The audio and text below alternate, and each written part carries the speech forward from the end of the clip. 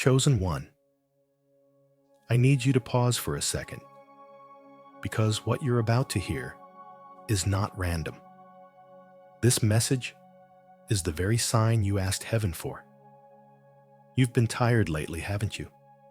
Carrying responsibilities that no one sees. You smile in front of people, but when the door closes, the silence feels heavier than ever. You prayed for a breakthrough, and nothing seemed to move. But listen closely. Here's the twist. You're not being punished. You're being realigned. By the end of this message, you'll understand why everything that fell apart was actually falling into place for you. And when that truth lands in your spirit, something sacred will unlock inside you. If this message is already touching your soul, comment 999. That's your angelic confirmation. And subscribe, so heaven can reach you again in the next message. Because your story, Chosen One, is far from over. When family rejects you, the hidden training of the chosen. Remember that night you sat in your car, just staring at the dashboard light, wondering how the people who raised you could make you feel like a stranger? You didn't argue. You didn't shout. You just sat there, numb, realizing that maybe love wasn't supposed to feel this cold. Maybe it was the way your family looked at you when you started thinking differently, talking about faith, energy, purpose. They called you too sensitive or said, "You've changed." But deep down, you knew something sacred was happening inside you. Let me tell you this, Chosen One, it wasn't punishment. It was preparation. Every silent dinner, every ignored call, every "you're overreacting." It was heaven's way of separating noise from destiny. They didn't reject you because they hated you. They rejected you because they couldn't understand the light in you. Think of Joseph in the Bible, the boy with the dream. His own brothers sold him, not because he did anything wrong, but because his dream made them uncomfortable. Your story might not involve a pit or a palace, but the energy is the same. When you start to rise, others feel their comfort shaking. Modern example, Oprah Winfrey.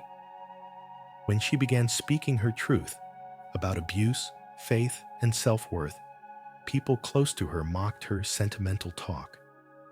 But that very vulnerability became her power. Their disbelief pushed her into independence. You see, family rejection often comes when your soul starts vibrating on a frequency they're not ready to hear. It's not your fault, and it's not theirs either. It's just that your growth exposed what they still fear to face. Their rejection isn't your reflection. It's their reaction to your light. Here's the twist most people miss. Rejection isn't the enemy. Comfort is. When everything feels safe, you stop seeking God. But when your heart breaks, you start listening deeper. That's why God sometimes allows the very people you trust to walk away, not to destroy your confidence, but to redirect your dependence. Remember David. When the prophet Samuel came to anoint the next king, David's own father didn't even call him in from the fields. He was forgotten. But in those quiet fields, God trained him.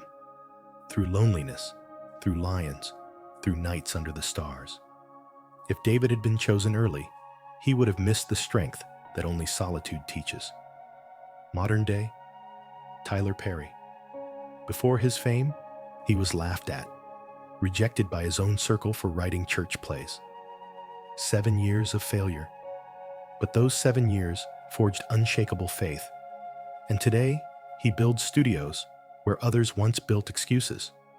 So maybe, the people who rejected you were just part of your training. God doesn't train his warriors in comfort. He trains them in storms. Like a sailor who learns to swim during a hurricane, you've been learning how to hear God when no one else picks up the phone. When your family stopped calling, heaven started calling louder. When they stopped believing in you, heaven started building through you. Every tear became a teacher, every silence a scripture. But here's where many chosen ones stumble. They let anger rewrite their story. They start fighting for validation instead of listening for direction. Maybe you've done it too, trying to explain your dream, your purpose, to people who only see the old version of you. I know a woman named Lisa from Georgia. Her family laughed when she opened a tiny coffee shop, said she was wasting her degree. 5 years later, that same shop became a community hub where broken people found warmth, prayer, and belonging. She didn't prove them wrong by fighting. She proved heaven right by trusting. Don't trade your calling for their comfort. Now, hear this as if God Himself were whispering, "My child, I hid you not to hurt you, but to prepare you. I removed certain people so you could finally hear me." Take a breath. You are not rejected. You are refined. Repeat that aloud.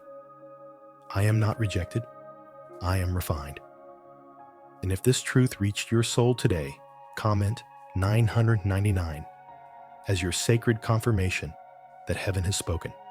Stay close, chosen one. Because in the next message, we'll reveal what happens after the rejection, when God starts revealing the new connections meant to replace the old. Your story isn't ending. It's unfolding, from isolation to purpose. How God uses loneliness to launch you. You wake up, check your phone. No messages. No one calls. The people who used to need you suddenly don't. And for a moment, you whisper to yourself, "Did I do something wrong?" I know that feeling, that ache in the chest when silence gets too loud. But chosen one, here's the truth you didn't see coming. You're not forgotten. You're in training. God often hides you before He reveals you. That isolation you hate right now, it's the sacred classroom where He teaches you who you really are. Moses spent 40 years in the desert before leading a nation. 40 years where no one called his name. No one clapped for him. But that's where he learned to hear God's voice instead of Pharaoh's. Even modern stories echo this divine pattern. Steve Harvey once lived in his car for 3 years, alone, broke, humiliated. But in that isolation, he found his rhythm, his voice, his humor, the very gift that built his destiny. So if life feels quiet right now, maybe heaven just turned down the volume so you could finally hear your own soul speak. Chosen one, what's being built in private is what will sustain you in public. There's a mother I once met, raising 2 kids alone after a painful divorce. Every night, after putting her children to sleep, she'd sit at her kitchen table and write. Not for fame, not for likes, just to heal. Years later, those late-night writings became a published book that helped thousands of women find strength again. Nobody saw her during the process, but heaven did. Even Jesus lived 30 years in silence before teaching for 3. 30 years of carpentry, humility, and obedience, for 3 years that changed all of history. So when you feel unseen, remember, heaven's greatest promotions begin in silence. God doesn't skip the hidden season, because that's where your roots go deep enough to carry your future. Let's talk about your dreams, the ones that won't go away, no matter how much you try to silence them. Sometimes you wonder, is this just my imagination, or is God really speaking to me? Here's how to tell. Dreams from emotion fade by morning. Dreams from heaven stay. They repeat. They confirm themselves through signs, through coincidences that aren't coincidences. So write them down. Keep a journal by your bed. Pray before you interpret. And don't just wait. Take one small step and watch for divine confirmation in the results. I met a woman named Sarah, 52 years old, who once dreamt she was running a healing center surrounded by light. At the time, she laughed it off. She was just a nurse. 2 years later, after being laid off, she started a wellness retreat in her backyard. Today, it's a thriving center for women rebuilding their lives. Dreams aren't random, they're divine instructions. But here's where many chosen ones struggle.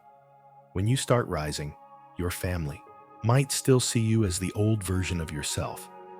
They might tease you, doubt you, even roll their eyes when you talk about purpose. Don't waste your energy trying to convince them. Set boundaries, not as punishment, but as protection. Pray for them, but don't let their disbelief disconnect you from your destiny. I knew a man named Robert, 60 years old, who finally started his ministry after retirement. His brothers laughed, saying, "You're too old for that church stuff." Instead of arguing, he prayed quietly. Years later, one of those same brothers came to him in tears, asking for prayer after losing his job. You don't have to win the argument. Your peace will preach louder than words. And then, one day, something shifts. The silence breaks. Doors begin to open. Opportunities start finding you instead of you chasing them. That's the graduation moment, when isolation ends and revelation begins. If God hid you, He will also reveal you. Just like He did with Nelson Mandela, 27 years behind bars, unseen by the world. But when he walked out, the world was ready, and he was too. Stop waiting for permission. Heaven already approved you. You're not strange. You're strategic. You're not forgotten. You're favored. That season of loneliness wasn't a delay. It was design. You are the answer to prayers from generations before you. Their faith planted seeds, and you are the harvest. So walk forward now, boldly and faithfully, because heaven's mark on you cannot be erased. If this message spoke to your spirit, comment 999 as your confirmation, your way of saying, "I'm ready to rise." And subscribe, not to follow me, but to stay connected to the next message heaven is preparing for you. Your isolation was never the end. It was the launch pad. And chosen one, it's time to take flight.